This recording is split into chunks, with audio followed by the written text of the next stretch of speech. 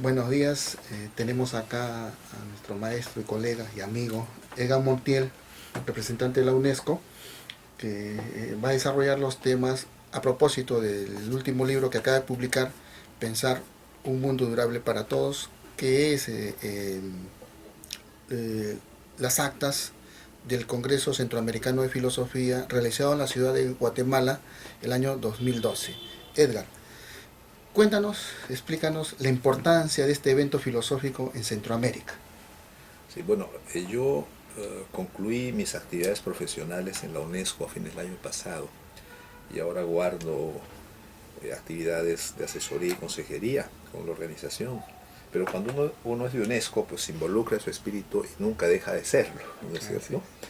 De modo que te agradezco mucho esta mención al Congreso Centroamericano de Filosofía, que es una actividad que organizamos en el 2012 cuando Guatemala fue declarado sede del Día Mundial de la Filosofía. Y fue declarado sede porque ese año Guatemala iba a celebrar o conmemorar la renovación de era, es decir, el nuevo Bactún. De acuerdo al calendario maya, los tiempos se renuevan cada 5125 años, pero entonces es una medida impresionante. Y entonces, con ocasión de esta renovación del tiempo, de acuerdo a uno de los primeros calendarios que hubo en el mundo, que es el calendario maya, entonces UNESCO designó a Guatemala como capital mundial de la filosofía. ¿Por qué? Porque de esa manera quería señalar, subrayar que en esta época de globalización, de intercambios, de circulación de las ideas del norte al sur, del este y al oeste, las tradiciones de pensamiento tienen que dialogar. No pueden vivir de espaldas, ¿no es cierto? Tienen que dialogar entre ellas porque todas las novedades que trae la globalización, entre ellas que emerja un país como China, país de tradición milenaria, ¿no es cierto? Con 5000 años de civilización, la India, también con tradiciones sapienciales, y luego continentes como el africano, que hay una tradición también de sabiduría y una tradición sapiencial, la sagesse africana, como se le ha llamado, y luego pues el continente americano, que las personas acostumbran, cuando hablamos de filosofía, a tratar de 1492 para acá, sin pensar en el pasado, el largo pasado americano de la humanización de este continente desde hace 70.000 años y que ha generado ideas, planteamientos, que ha generado saberes, habilidades, que ha domesticado plantas,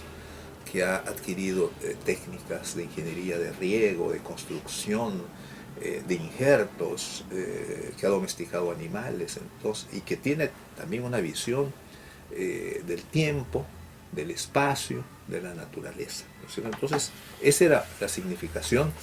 Y en el Congreso, que se hizo en Guatemala, pues fue muy grato ver que participaron cerca de 600 congresistas venidos esencialmente de América Latina, la mayor parte centroamericanos, pero también era una manera de dignificar el pensamiento en Centroamérica y poner en el primer plano el pensamiento, las tradiciones de ideas que tiene pues la América en su conjunto, ¿no? Esa es, digamos, la importancia. Y tal vez uno de los temas que más salió a relucir fue cómo incorporar esta tradición de conocimiento, este pensamiento antiguo americano y este pensamiento americano de esta época dentro de los programas, las currículas universitarias, ¿no? Llama la atención que en algunos países no haya, por ejemplo, licenciaturas en filosofía latinoamericana o maestrías en filosofía latinoamericana, ¿no es cierto? Y que se ejerza un pensamiento sobre eso. Entonces esa fue una de las principales conclusiones de cómo pensar nuestra región, nuestros propios desafíos. Esto fue parte, digamos, los resultados de este debate Ya, del 2012. ya. Bien, en el libro que acabas de publicar hay importantes ponencias, ¿no? Sobre todo de Egan Morán, Enrique Dussel y otros pensadores muy importantes de Latinoamérica y del mundo. Pero mi atención se centró en la disertación conjunta que tuviste con Enrique Dussel a propósito del libro de Dussel, ¿no? El pensamiento filosófico latinoamericano del Caribe y latino, y la fecha que él pone es 1300 al año 2000, o sea, Yeah. antes de la presencia hispana en nuestro Sí. continente. Mi pregunta es, ¿puede afirmarse con certeza la existencia de filosofías fuera del canon occidental?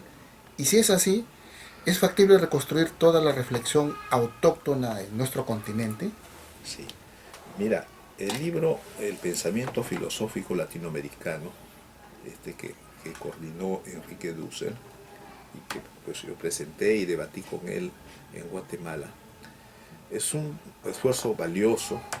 Hay casi 200 autores que participaron, Ujú. hay 1400 páginas, pero las primeras 300 páginas están dedicadas a una reflexión sobre el pasado americano. Un pasado que no comienza en 1300, sino comienza mucho más atrás. Pero en términos, digamos, de analogía con la filosofía occidental, si podríamos llamar así, el libro comienza del 1300 hasta el 2000. Generalmente, cuando uno habla de filosofía, te dicen, a ver, ¿y qué autores? Le dice, ¿no? Y claro, te piden nombre y apellido, fecha de nacimiento. Eh, y claro, el lector contemporáneo piensa en términos modernos. La figura del autor nace hacia el 1600. Todavía en 1500, 1400 tú publicabas algo y no se reconocía una autoría como derecho reconocido, al punto que el propio Inca Garcilaso pues nunca cobró derechos de autor, ¿no es cierto? Que es uno de los nuestros, sus libros de 1598 y tal, que fueron distribuidos, pues él más bien de su bolsillo financió esos libros, ¿no es cierto? Entonces, para evitar ese hándicap, Dussel incorpora dos pensadores de antes de la conquista, sobre los cuales hay datos ciertos, publicaciones y tal. Y uno de ellos es el poeta, filósofo y arquitecto Nezahualcóyotl, ¿no es cierto? Entonces, León Portilla ha hecho trabajos sobre este hombre, ¿no? Entonces han encontrado dos pensadores americanos de antes de la conquista para mostrar, para dar un signo de que en este continente no se necesitó que desembarcaran los barcos del conquistador trayendo entre ellas la filosofía y el saber, sino que esta civilización tenía tradiciones de pensamiento y eso pues se discute en las primeras 300 páginas. Este continente tuvo una aventura vital, una aventura humana y una aventura civilizatoria para poder salir adelante. Tuvieron pues que posesionarse, generar las primeras comunidades, estamos hablando 40.000 años atrás, 35.000. Hacia el año 30.000 ya había comunidades organizadas, tal vez protoestados, ¿no es cierto? Primeras ideas de lo que era una nación, un pueblo, una colectividad, una pueblada, dicen algunos antropólogos, ¿no es cierto? Pero con eso también nacen nociones del urbanismo, del manejo de las aguas, ¿no es cierto? Del riego, de la agricultura. Digamos que fue la primera cultura que se practicó, la agricultura, porque había que comer y entonces el hecho de solamente colectar ya no era suficiente, sino que había que sembrar. Entonces todas esas innovaciones de la agricultura, también del trabajo con los metales, de la arquitectura, del tendido de carreteras, de puentes, en el que descollaron los andinos con el Capacñán, ¿no? que construyeron 70.000 kilómetros de carreteras, digamos, afirmadas, ¿no es cierto? Tan así que cuando Ciesa, en su libro sobre el Perú, dice, en su informe al rey, que las carreteras del Capacñán les permitió ir de Quito al Cusco en más o menos 10 días, dice. Y dice, al lado de estas rutas las rutas que van de Madrid a Roma parecen un juego de niños. Esto Claro. para mostrar lo portentoso. Entonces, esos elementos civilizatorios, de vida, de infraestructura, de dominar la naturaleza, ¿no es cierto? Para poder vivir de ella, para sobrevivir, de organización social, ¿no es cierto? Todo eso son formas civilizatorias que implican un pensamiento complejo, que implican un razonamiento, una manera de hacerse preguntas para poder responderse. Y entonces este libro pues es como una especie de antesala de toda esta reflexión que no comienza en el 1300 y va mucho más atrás. Pero también me llamó la atención en tu libro anterior, El poder de la cultura, que tú hablas de una visión del lugar de América en la geopolítica de las culturas, ¿no? Has fundado este término geopolíticas de las culturas. Lo que yo te pregunto es, ¿cómo el saber sapiencial que se originaron en nuestros pueblos ancestrales Sí, puede participar dentro, se puede incluir dentro de esa visión estratégica geopolítica? ¿La ya. cultura ancestral encaja dentro de esta visión? Sí, mira, tu pregunta, te agradezco que lo menciones porque veo que hay un uso extensivo ahora de la palabra geopolítica de las Ujú. culturas, ¿no? Veo que hay una corriente intelectual que habla del poscolonialismo, ¿no? Toda Sí, sí. la tendencia poscolonial también que lo está utilizando ahora. Yo comencé a trabajar casi muy joven en la Ujú. UNESCO, ¿no? Incluso cuando estaba estudiando en la Sorbona, y yo iba a las reuniones, por ejemplo, los historiadores africanos que estaban haciendo Ujú. una historia de África, ¿no? Con Kiserbo, y todos los escuchaba las discusiones y tal, y muy pronto me di cuenta esa dimensión geopolítica que tienen las culturas. Es más, el movimiento anticolonial de los años 50, 60, aquel del, de, la, de la descolonización de Vietnam, Bueno. la descolonización de Argelia, que fue en los años 60, ¿no es cierto? Ujú. O sea, todos esos movimientos anticoloniales tienen un fuerte componente cultural. Entonces se habla, digamos, con orgullo de lo que esa colectividad produce.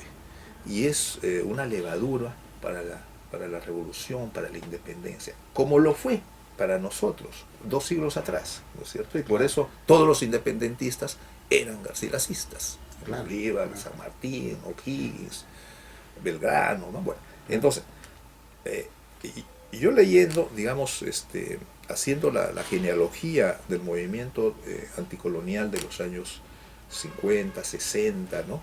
Y luego 70, ¿no?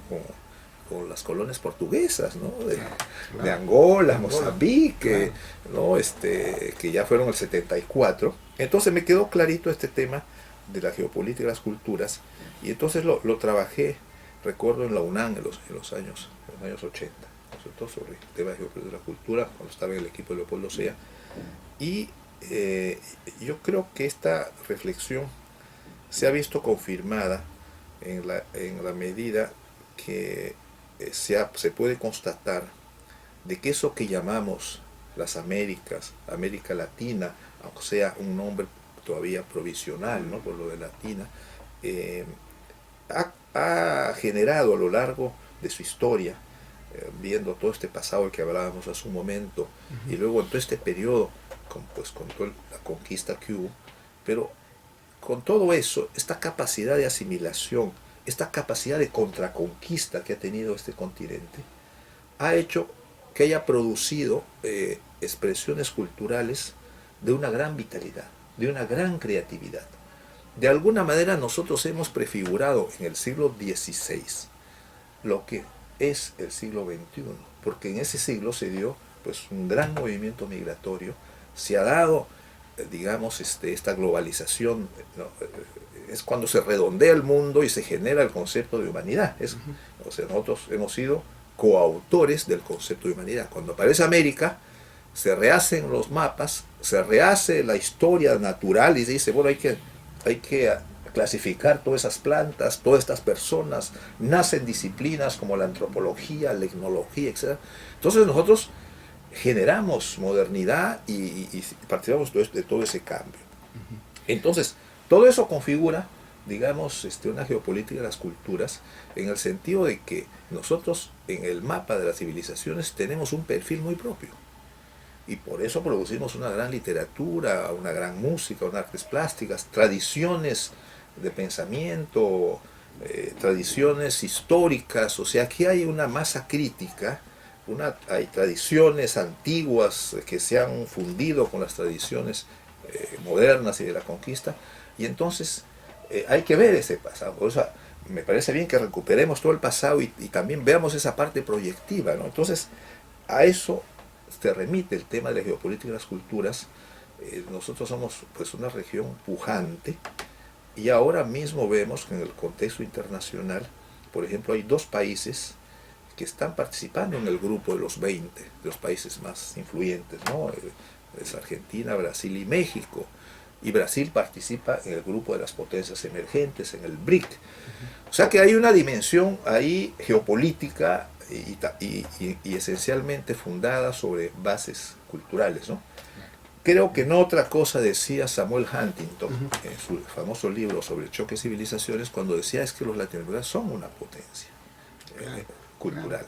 Y lo decía hasta con temor, porque él decía los latinos, los hispanos, en la lengua que utilizan en Estados Unidos, están haciendo una reconquista demográfica. Sí, ¿No es cierto? claro. Ya son como 60 millones, es la primera minoría en los Estados Unidos, pero su cultura es muy pegajosa. Bailan, tienen una cultura de la convivialidad, se reúnen todos los domingos las familias, se juntan, es una cultura que a la gente le agrada. Dice. Entonces él veía eso como un riesgo. Dice, las gringas buscan que su novio sea algún latino, que sepa bailar, ¿no es cierto? Que dé vueltas, que cuente chistes, que cocine, ¿no? Entonces todo eso forma parte pues de nuestra sopa genética, ¿no es cierto? De esta cultura.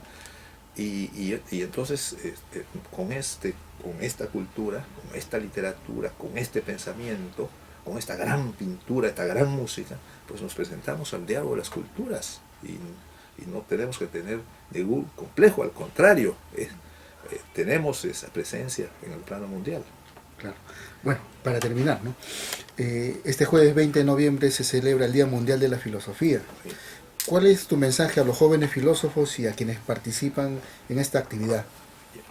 Mira, yo creo que el Día Mundial de la Filosofía fue adoptada por la UNESCO ya hace una quincena de años, una docena de años más bien diré, porque no es tanto para, digamos, promover o propagandizar las grandes figuras de la filosofía, reconocidas como Aristóteles, Platón, ¿no? Sócrates, toda esa tradición helénica. La idea es que al conmemorar este día recordemos lo importante que es pensar. Todo ciudadano necesita tener sus 20 minutos de filósofo cada día, porque le están hablando en términos abstractos. Cuando a alguien uno le dice el recalentamiento climático, dice, pero ¿de qué me están hablando? Es decir, ¿cómo yo incorporo, digamos, este concepto en mi cabeza y va a haber un congreso mundial en Lima sobre esto? Eso es un concepto abstracto que recoge, como todo concepto, una realidad de que en el mundo hay grandes desequilibrios, hay colapsos que se están produciendo en las estructuras de la naturaleza, del ambiente, de las aguas, de las energías, y está generando una tendencia al recalentamiento. Un grado más de recalentamiento hace que se faciliten las pandemias bacterianas, por ejemplo, ese tipo. Entonces, eso es un concepto. Si uno le dice a un ciudadano, pero hay que defender la democracia, pero la democracia es otro concepto, ¿no? Claro, en boca de los filósofos de la naturaleza, es un concepto que los pueblos tienen, el sentido y la representación. Claro. Si uno habla de la libertad, es otro concepto, ¿no es cierto? Si uno habla del consumo responsable, ¿qué significa consumo responsable? ¿Por qué? Si, como consumimos, cada uno consume como quiere, ¿no? Pues puede ser que haya un consumo irresponsable, ¿no es cierto? Todo eso son conceptos. Derechos humanos. Claro. No se puede decir, deme 3 kilos de derechos humanos. Es un concepto. Es un concepto, ¿Es cierto? claro. ¿Por qué los derechos humanos? ¿Y por qué son un valor universal? Porque alguien que, digamos, atenta contra la integridad física de una persona, contra sus derechos, puede ser juzgado en cualquier tribunal en el mundo, Así es. donde se agarre al causante en Pekín o en Madrid o en Londres o en Lima. O sea que ya el que atenta con los derechos humanos no puede escapar a ese fuero planetario, porque este es, digamos, es un derecho universal. Entonces, pero todos esos son conceptos filosóficos, ¿no es cierto? Y que la población los tiene que incorporar. Entonces, yo creo que esta es una invitación, ¿no?, especialmente para las nuevas generaciones, de que ante una alienación masiva, ante, por ejemplo, hasta esta alienación que se está produciendo, por ejemplo, con el fútbol. Hay jóvenes que ven fútbol todos los días de la semana, que están en los juegos, ¿no? Eso se llama el videotismo. Eso, la frase que acuñó Sartori, el videotismo cerca del idiotismo, es una alienación. Entonces esos jóvenes que son sedentarios, que no se mueven, están con estos juegos, o que consumen todo tipo de alimentos que son malsanos, o que tienen comportamientos infraternos o intolerantes, o que se matan por un gol, ¿no es cierto? Y que atacan otros grupos. Así es. Entonces, todo eso son temas de la filosofía, son temas para pensar. Y el mandato de la UNESCO es que este día recuerde a las nuevas generaciones, a los padres y a las escuelas la necesidad de la filosofía. Yo creo que en el caso de Perú había que reforzar, por ejemplo, que el curso de filosofía en las escuelas esté presente, para pensar todos estos temas del pasado americano, los desafíos. Ahora la filosofía se aplica en todo. Si este procedimiento de cómo pensar es útil para la empresa, para la producción, para la economía, para el derecho, para la vida cotidiana. Entonces, ese es, digamos, el sentido, y en ese sentido, pues yo invito a los jóvenes a que cultiven la lectura, la cultura crítica, que vean las películas, sus comportamientos colectivos, pues de una manera analítica y crítica, ¿no? Y que puedan, digamos, también tener sus propias ambiciones, sus propios proyectos. Todo eso también es un tema de la filosofía. Bueno, Edgar, te agradezco la entrevista, y a Virginia Vilches, directora de Libros Peruanos, que esta entrevista nos dice mucho, ¿no?, del trabajo que vienes desarrollando a nivel de Perú y a nivel internacional. Muchas gracias. Y también, tal vez decirles que el libro se presenta el día 28 de noviembre, el día viernes, a las 7 de la noche, y que lo vamos a presentar justamente con Víctor para rehacer en público y con personas que quieran debatir con nosotros sobre este libro. Estará también el jefe nacional de la RENIEC, ¿no?, que es un filósofo de la tecnología, y José Luis Ayala y Miguel Polo, que es profesor en San Marcos, de modo que ahí vamos a animar un debate sobre estos temas tan contemporáneos. Ok, Edgar, muchísimas gracias. Gracias.